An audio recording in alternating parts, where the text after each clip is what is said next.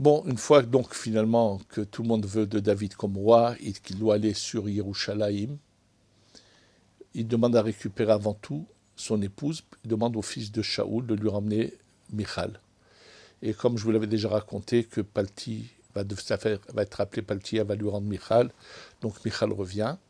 Et là, David, bien sûr, je vous ai dit, il a finalement détruit tous les ennemis, il va vers Yerushalayim, et maintenant, comme il sait qu'il doit construire le Beth Amikdash, la base quoi, il va donc s'arranger à avoir cet emplacement, le Har Moriah, pour lequel vont mettre dessus les bases du Beth Amikdash.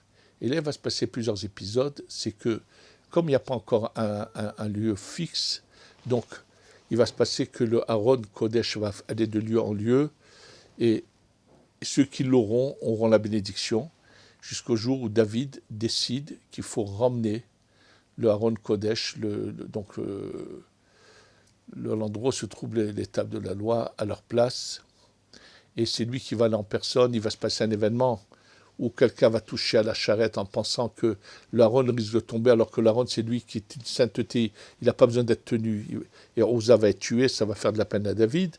Et finalement, David, quand il fait venir l'Aaron Kodesh, il se met à danser en sautant d'une manière... Ça veut dire qu'il ne pense pas du tout à sa personne. David ne pense qu'à l'honneur de Dieu.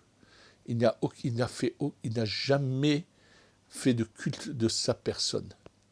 David est un personnage où il n'y a que Dieu qui compte dans sa vie. Et là, il se passe cet événement où Michal, finalement, va se condamner à elle-même, puisqu'elle n'a pas d'enfant de lui, et elle se condamne par la manière dont elle va parler. Elle est l'opposé, elle ressemble trop d'un peu à la maison de son père où on se prend pour quelque chose. Et elle se met à rabaisser David. Tu étais comme le plus vulgaire des vulgaires, toutes les femmes ont pu voir tes jambes quand tu dansais. Elle dit, moi je suis la fille de Shaoul. Et c'est ça son erreur. Vous savez, il est mentionné que dans le Zohar, quelque chose de très beau. Le fils de Rabbi Shimon ben Yochai est marié avec la fille d'un grand Rav, Rav Lakonia. Et un jour, quand le fils de Rabbi Shimon ben Yochai, Elazar, avec sa femme, rend visite à son beau-père, alors sa femme va pour embrasser la main de son père devant son mari. Et bien son père la remet en place en lui disant « Lechi me'ati et atzmer, va te diminuer ». C'est-à-dire, qu'est-ce que tu veux montrer à côté de ton mari que tu es aussi une personne importante, la fille du Rav? Son père n'admet pas cela. Tu as un mari aussi grand que Rabbi Elazar et tu veux te prendre des airs? Malheureusement, je crois que cette histoire de Michal illustre un peu l'ambiance dans laquelle elle a grandi. Et ça revient à ce que je vous ai dit précédemment, que la grandeur de David est d'avoir su toute sa vie rester dans cette humilité et d'avoir toute sa vie fait uniquement ce que Hachem attend de lui. Bien sûr, il y a eu des petites erreurs par-ci, par-là, mais pas du tout comme on le peut l'imaginer. Maintenant, alors, on va reparler de comment sont passées les choses avec Michal. Pourquoi était-elle permise de nous voir revenir à David? Parce qu'en fait, Paltiel ne l'a jamais touché. Que s'est-il passé? Shaoul avait voulu annuler les Kiddushin. Alors, sachez qu'à leur époque, il y avait le Sanhédrin, et le Rosh HaSanhédrin, ou bien le Sanhédrin, avait la possibilité d'annuler des Kiddushin. C'était à leur époque. Maintenant, il y a un cas, même dans nos époques à nous, qui est controversé, mais qui quand même existe, c'est dans quelle mesure on peut faire en sorte que des kiddushin soient annulés. La Gemara parle du cas où quelqu'un envoie un guet à sa femme, et une fois qu'il l'a envoyé, en route, il prend 2 personnes et leur dit « J'annule l'envoi de ce guet ». Maintenant, le chaliar, l'envoyé, l'émissaire est parti, il ne le sait pas, il va le donner le guet à cette femme. Selon la halakha, s'il a annulé cette mission, cette femme n'est pas divorcée, et si elle se remarie, il y aura un mamzer. Alors les chachamim ont décidé que lorsque quelqu'un fera une chose pareille, ils vont tout simplement, c'est vrai le guet n'est pas un guet, mais ils vont tout simplement annuler son mariage à l'origine. Cette formule-là, il y a eu des rabbanim qui l'ont utilisée à notre époque, à la suite de choses terribles qui se sont passées après la guerre, où une femme s'était remariée après la Shoah, en pensant qu'elle avait eu des témoignages que son mari était mort, ce n'était pas le cas, pour pas qu'il y ait des mamzerim. Ça a été un cas que je connais où ça a été utilisé. Ça, c'est autre chose. Mais à l'époque où il y avait le Sanhedrin, il y avait 2 possibilités. Que le Rosh HaSanhedrin, à lui tout seul, annule des kiddushin, mais il faut des raisons à cela, ou le Sanhedrin. Shaoul avait décrété qu'il annulerait les kiddushin qu'avait donné David à Michal. Mais c'était faux. Il a mal fait les choses. Donc finalement, Michal était restée la femme de David. Et Palti, elle, qui était un grand tzaddik, ne l'a jamais touchée. Donc elle est restée pure, elle est restée gardée à David. C'est pour ça que finalement, David la récupère. Donc c'est juste par rapport à cela. Pourquoi je vous ai parlé de la manière dont Shaoul avait voulu agir? Parce qu'on va devoir l'utiliser cela pour arriver à cet épisode de Bathsheba. Je vous ai dit déjà dans des cours bien avant que Bathsheba est la destinée réelle de David, mais en faisant l'erreur de vouloir donner à Uriah, à Chiti, une femme d'Israël, on va le punir. Et comment se fait-il que finalement Bathsheba est-elle permise à David? Que s'est-il passé réellement? Alors bien sûr, il y a la Gemara nous parle de plusieurs possibilités. On devra de toute façon revenir sur pourquoi il a eu cette épreuve David, ça sera autre chose. Mais comment se fait-il que finalement, comment elle a été permise à David?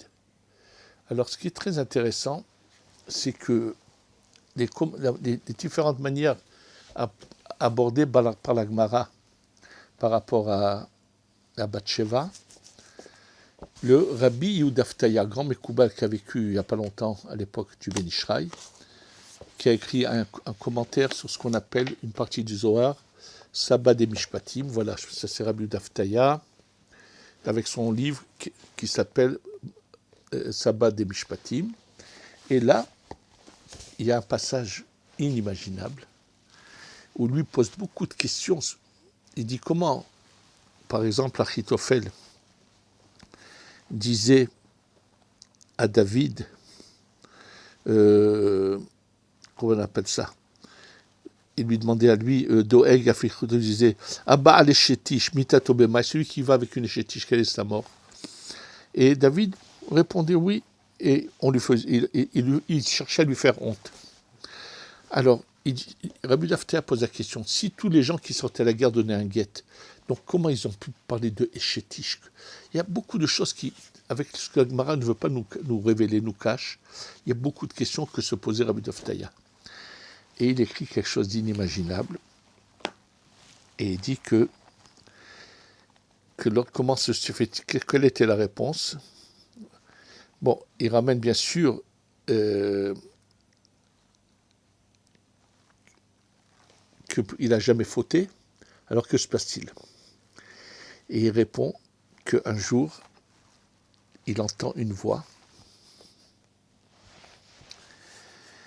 qui se révèle à lui et qui lui raconte tout. Qui c'est cette voix? C'est David en personne. Lui a eu la chance que David Amelech est venu lui raconter exactement ce qui s'est passé. Voilà. Et il dit comme ça. il dit,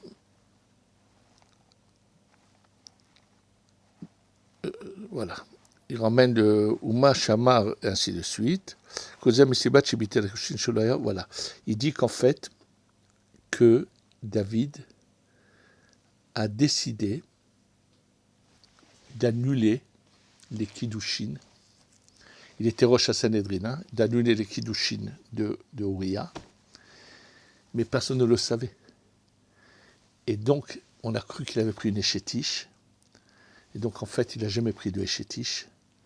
Et bon, je vous dis, ça c'est la révélation elle-même de David qui lui parle à Rabbi Daftaya. Rabbi Daftaya, tout mis par écrit. Mais lorsqu'il a reçu cette révélation, juste après cela, il a failli passer d'une maladie, il a failli être tué à l'hôpital ici. Il le raconte parce que recevoir des révélations d'en haut, c'est beau, mais la personne se met aussi en danger. En tous les cas, voilà ce qui s'est passé. Donc, pourquoi est-il arrivé cet événement à David? Tout simplement, vous savez que dans la Tfila, on parle de Elo Avram, Elo Yitzchak, Elo Yaakov, et on termine par Magen Avram. Qui c'est qui a vu comment elle a été écrite la Tfila? C'est David Ameler qui a fait des allusions au Anshek les Setakdola. Il a vu que lui ne figurerait pas. Il a dit, pourquoi moi je ne figure pas dans la prière? Pourquoi moi je ne veux pas figurer? Alors que je lui dis oui, parce que Avram, il a été éprouvé 10 fois, il a réussi. Et là, David va demander à être éprouvé. Il veut une épreuve, il se dit, ben moi aussi je vais être éprouvé, et je vais avoir mon rang aussi. Et là, c'est une erreur. Chacun a sa manière de servir Hachem. David ne doit pas chercher l'épreuve. Et après, il va presque dire, dommage que cette parole est sortie de ma bouche. Donc, elle va lui revenir d'une manière qui aurait pu être différente si David n'avait pas demandé une épreuve. Bon, malheureusement, il va payer cher là-dessus, parce qu'on va parler de lui, on va croire que, je vous ai dit, ça va donner l'opportunité à tous ceux qui le haïssent, qui l'envient, à parler du mal de lui. À cause de ça, le premier enfant de Bathsheba va partir. Il va avoir cette peine-là. Et finalement, de Bathsheba va venir celui qui va être la suite, parce que réellement, c'est Bathsheba qui est celle qui aurait dû être la première des épouses. C'est pour ça que finalement, c'est d'elle que vient Shlomo Ameler, donc qui va bien sûr rendre une vie de douceur à David, qui va être content avant de partir de ce monde de laisser après lui un fils comme Shlomo Ameler. Mais voilà ce qui s'est passé. Et là, c'est la révélation en personne de David Ameler à Rabbi Daftaya, qui nous explique que cet événement qui se passe bien plus tard, mais c'est comme c'était dans le contexte de le retour de Michal chez David, donc c'est pour ça que j'ai préféré compléter ce sujet-là, duquel on aura fini de parler, Be'ezrat Hashem, par rapport à cette épreuve, et que voilà ce qui s'est passé réellement.